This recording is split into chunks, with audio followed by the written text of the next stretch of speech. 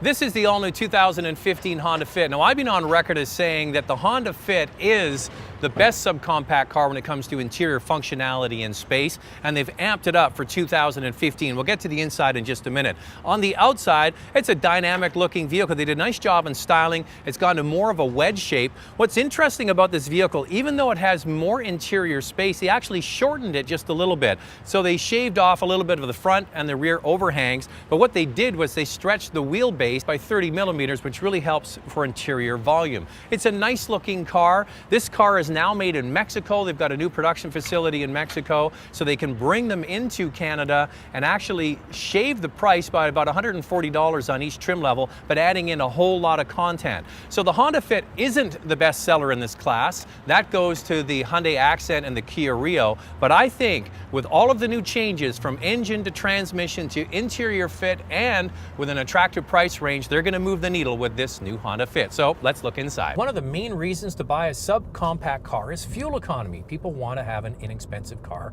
to operate. And Honda has made great strides with this new 2015. It's all new from the ground up, and it gets a 16% bump in fuel economy, which is now best in class for any four-cylinder subcompact car. That's 7 liters per 100 kilometers in the city and only 5.7 on the highway. So it has the best numbers out of all of them. Now, how did they do that? Well, it's brand new from the wheels up, so they made the body lighter, they made the transmission lighter, they made the engine lighter. And let's get into the drivetrain for a second. The engine is now a 1.5 liter four-cylinder engine with direct injection, so advanced technology there. The real secret sauce, though, is the introduction of a new continuously variable transmission, the same family that's in the new Honda Civic. This has a wider gear ratio than the outgoing car, and that gives you a much better takeoff off the line and cruising on the highway.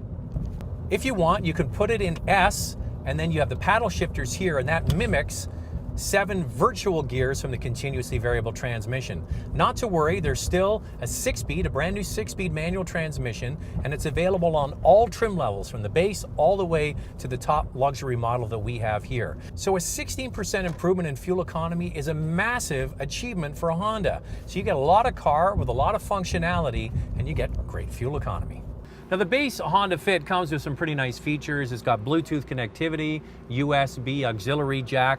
One nice feature, it's got a 5-inch screen for the radio that doubles up as a backup camera on the base model. You go up one step from that, the LX is the volume seller in Canada because heated seats on the LX model, and you also jump for the new 215 model from a 5-inch screen to the 7-inch screen, which is called display audio. And this has the ability to mirror your iPhone with certain apps like navigation. Now, if you go through the rest of the trim levels, you can see that there's a brand new top trim level, which is the one that I'm in here, and it's called the EXL with navigation. It adds leather seats, you get the automatic climate control, you get satellite radio, and you get the push button start. So those are all features that you typically don't see in subcompact cars. Other manufacturers like the Kia Rio, for example, has many of those features, but it's nice to see. But the real story with the Honda Fit isn't just all of this stuff, it's the seats and what they can do. It's got class-leading cargo space in the subcompact set. It's got more rear legroom than any other vehicle, including the